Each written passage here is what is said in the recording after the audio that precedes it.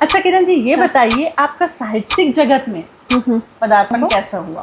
कैसे आपने शुरुआत? बचपन तो ऐसा है कि हर गम से बेगाना होता है कि नेहरू जी ने अपने पिताजी की कलम चुराई थी, मतलब या उन्होंने मुझे एक नन्ही कवियत्री का दर्जा दिया। उस समय प्रेरित होकर लिखी थी मैंने। गांधी जी थे बहुत अच्छे, उनके प्यारे थे बच्चे। इतना उड़ान जी, पंखों से नहीं हौसलों से होती है। ये तो थी एक विशेष प्रस्तुति किरण जी के साथ। सुख में, दुख में, तनाव में, तन्हाई में इन्हें याद बसती रही आती है। तो अब लड़कियों के लिए और कई तरह की परेशानियां आ गई है। बहुत ज्यादा अभी बहुत तो ज्यादा। अभी जी किरण जी, क्या धूम्रपान के बारे में आपने जो लाइनें लिखी है वो आप दर्शकों को बताना चाहेंगे? कविता से मैंने लिखना प्रारंभ किया, लेकिन मैंने कहानियां भी बहुत लिखी। मेरे एक कहानी संग्रह भी आ चुका है। क्योंकि बहुत अफसोस की बात है, ये मेरी 2 बाल कविता संग्रह है होती है क्योंकि जो कि शब्दों में उतरती है। नमस्कार, मैं शीलू लूनिया। कल्प से कलम तक एक ऐसा मंच जहां शब्दों को सिर्फ लिखा नहीं जाता बल्कि जिया जाता है। यहाँ संघर्षों से कविताएं और अनुभव से कहानियां लिखी जाती है। आज हम जिस शख्सियत से मिलने जा रहे हैं वो सिर्फ लेखनी से कहानियां और कविताएं ही नहीं लिखती बल्कि समाज को एक नया संदेश देती हैं। तो चलिए मिलते हैं किरण लता वैद्य जी से। किरण जी, नमस्कार किरण जी। आप नमस्ते शीलू, और सभी श्रोताओं दर्शकों को मेरा सादर अभिवादन, नमस्कार। और बहुत बहुत धन्यवाद शीलू कि तुमने मुझे सबसे रूबरू होने का मौका दिया। की कहानी में लिखा है, कविता में लिखा है ना? बचपन से आपने शुरू किया था कविता में बताना। बिल्कुल, हाँ। तो हम जानना चाहेंगे आपके बचपन की ही कहानियां। बचपन हाँ, की बचपन आपका कैसा रहा, थोड़ा सा बताइए आप दर्शकों को। बचपन तो ऐसा है कि हर गम से बेगाना होता है। बहुत सी चीज़ें ऐसी होती हैं कि जो बचपन में यदि हम आर्थिक या किसी भी ट्रबल में भी रहें तो हमें वो याद नहीं रहता, और उछलते हंसते खेलते कूदते वो समय ऐसे बीत जाता है कि जैसे कुछ है ही नहीं। लेकिन जब थोड़ी समझ आती है तब हमें लगता है कि हाँ, अभी हम इस दौर से गुजर रहे हैं, परिस्थितियाँ ऐसी हैं, हम अपने घर को, परिवार को और अपनी जिम्मेदारियों को समझने लगते हैं। बचपन तो मेरा एकदम निश्चिंत रहा। खेलती थी, कूदती थी, पढ़ती थी, स्कूल की सारी प्रतियोगिताओं में भाग लेती थी। और एक वाकया याद आता है कि एक बार मैं बीमार हो गई और 15 अगस्त का मौका था, और हमेशा भाग लेने के कारण हमेशा आगे बिठाया जाता था। उस समय मैं दर्शक दीर्घा में बैठी और रो रही हूँ बैठ के। तो मैडम बोलती है कि क्यों रो रही हो? मैडम, हमने भाग नहीं लिया किसी में। तो बोले जो पिछले बार सुनाई थी ना वही सुना दो। तो मतलब शुरू से ये थी कि हमें आगे आना है, हम आम भीड़ में नहीं रह पाते थे। ये मेरी मानसिकता बचपन से, भीड़ से अलग रहने की आदत है। अच्छा किरण जी, ये बताइए आपका साहित्यिक जगत में पदार्पण कैसा हुआ? कैसे आपने शुरुआत की साहित्य की? हाँ, इसके पीछे भी एक बचपन की ही कहानी है। मैं कक्षा 6वीं में पढ़ती थी और एक सरकारी स्कूल से मिशन स्कूल में हमारा एडमिशन कराया गया जी। तो वहाँ का थोड़ा अनुशासन और वातावरण थोड़ा सख्त होता है जी। तो क्या हुआ, पहले तो हम एक ही सेक्शन होता था सरकारी स्कूल में, अभी यहाँ 4-4, 6-6 सेक्शन है।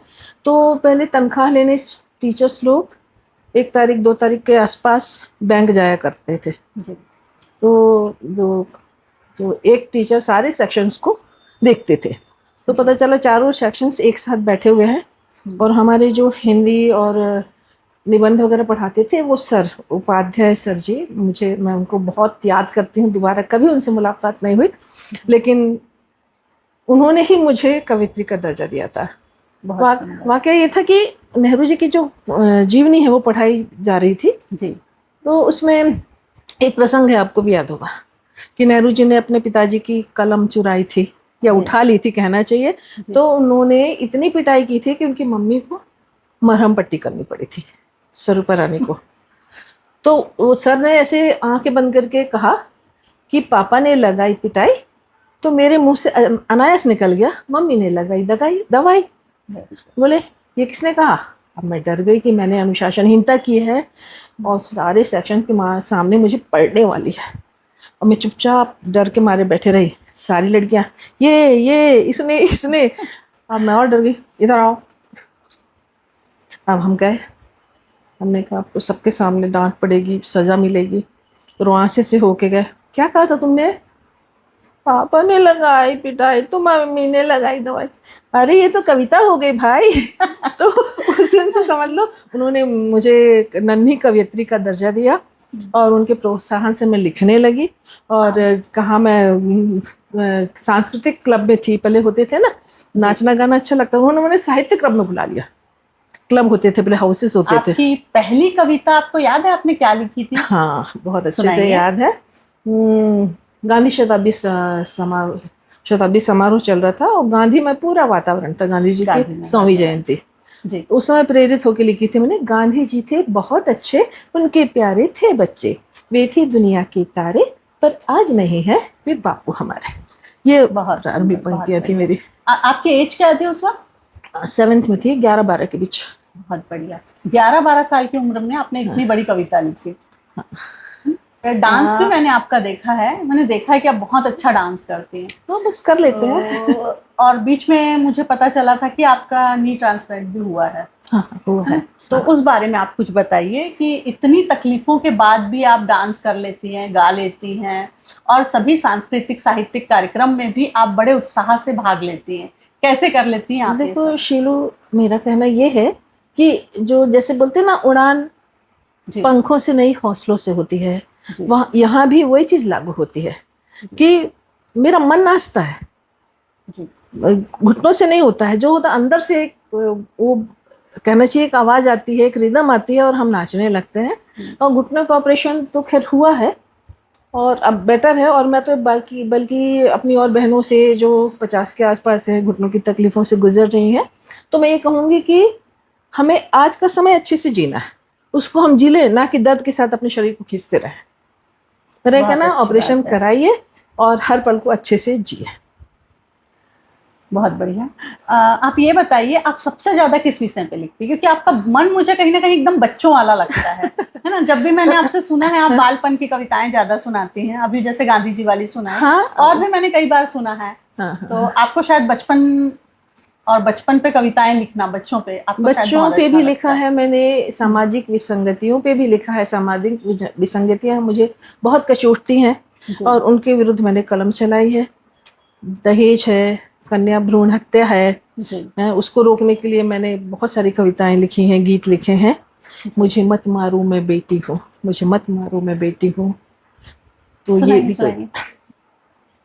मुझे मत मारो मैं बेटी हूँ, मुझे मत मारो मैं बेटी हूँ, भव सागर भव जग तारिणी हूँ, मैं ही तो वंश विस्तारिणी हूँ। भव सागर भव जग तारिणी हूँ, मैं ही तो वंश विस्तारिणी हूँ, मुझे मत मारो। बहुत। 3 पद हैं इसमें, लेकिन खैर अभी हम आजकल तो बहुत कम हो गया है ये सब, रेशो हाँ बहुत कम हो गया है। एक समय था जब बहुत भ्रूण बहुत हत्याएं ज्यादा की था। जाती हाँ थी। अब तो ऐसा नहीं है। तो अब लड़कियों के लिए और कई तरह की परेशानियां आ गई है। बहुत ज्यादा। बहुत ज्यादा अभी तो वातावरण प्रदूषित हो गया है, प्रदूषित हो गया है। मानसिकताएं हम लोगों की। उस पर भी लिख रही हैं आप? ज्वलंत विषयों पर भी आप लिखती हाँ रहती उस हैं, पे भी मैंने लिखते देखा हैं, है। उस पे भी लिखती हूँ मैं। है ना?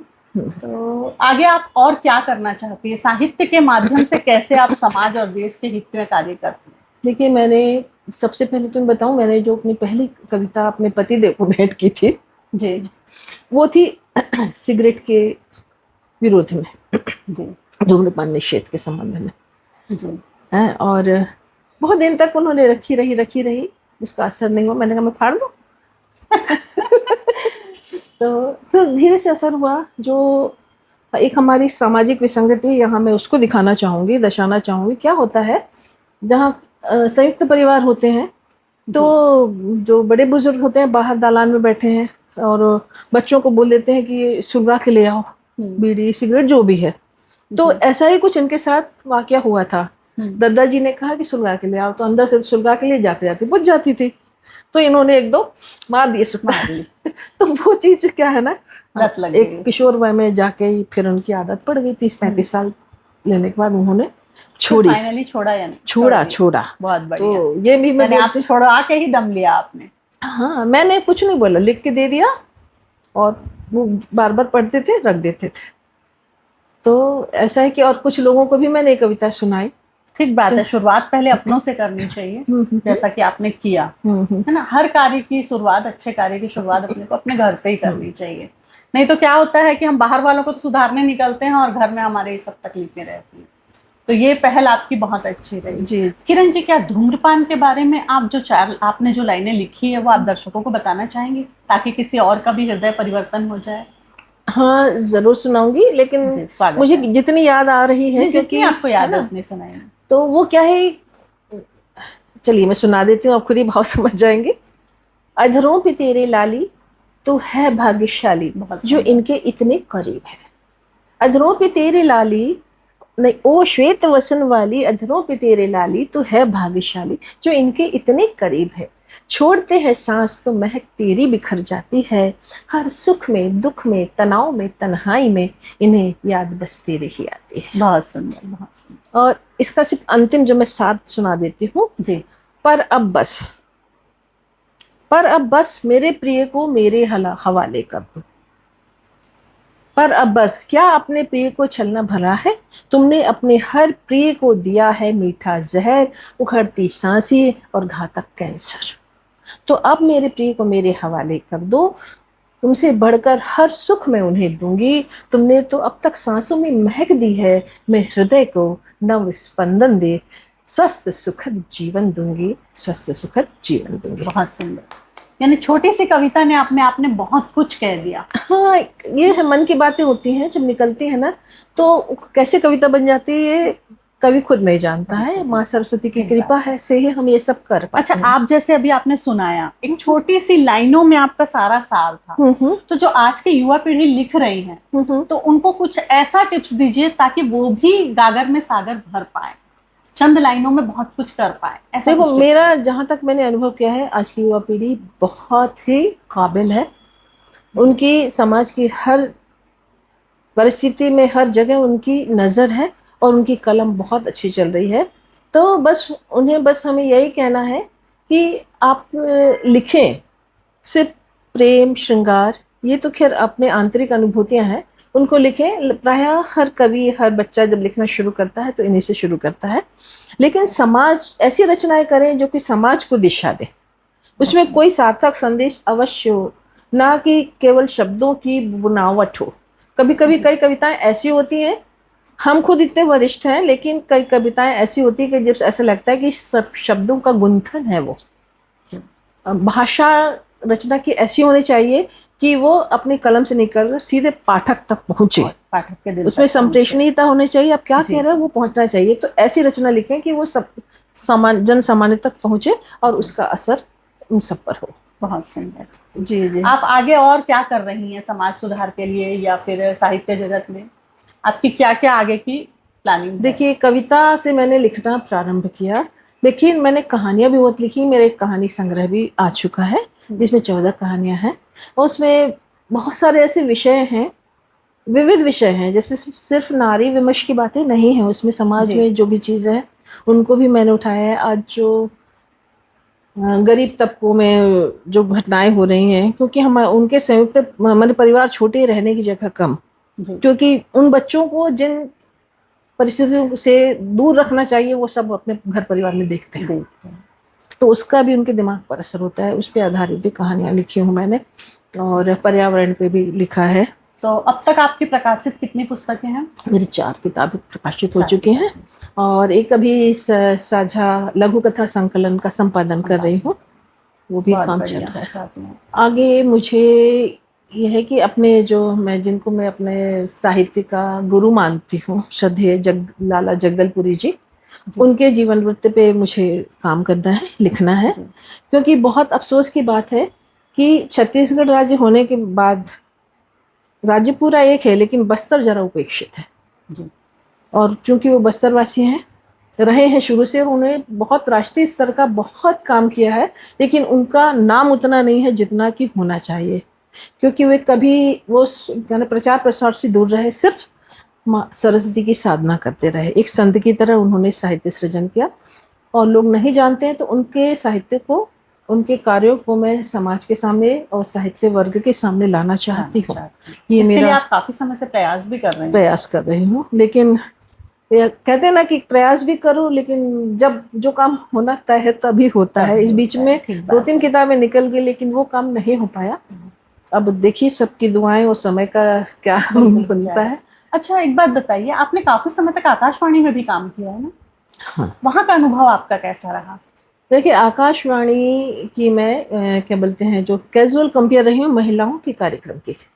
जी। महिलाओं का जो कार्यक्रम, साप्ताहिक कार्यक्रम होता था घर आंगन, पहले रायपुर में मैंने वह काम किया कंपेयरिंग का, उसके बाद जगदलपुर से भी मैंने वही काम किया। और इसी बीच इसके पहले युवाणी में मैं कहानी कविताएं वगैरह प्रस्तुत करती थी। तो किसी ने कहा कि आपकी अभिव्यक्ति इतनी अच्छी है, आवाज़ भी अच्छी है, तो आप ड्रामा ऑडिशन दो। मैंने ड्रामा ऑडिशन दिया और मैं क्लियर हो गई। तो अभी मैं बी ग्रेड आर्टिस्ट हूँ ड्रामा की, आकाशवाणी की अनुमोदित। अभी भी कर रही हैं आप? मौका कम मिलता है, क्योंकि जब से ये प्रसार भारती के अंतर्गत आया है ना, तो इनको प्रायोजक चाहिए होते हैं। तो और अब इस उम्र में जाके बोलना कि हमें करना है, अच्छा नहीं लगता। तो हम अपने आप से प्रयास नहीं करते हैं। हाँ, रचनाओं की बात है तो जाके दे दिए, मौका मिलेगा तो ज़रूर पढ़ेंगे, सुनाएंगे।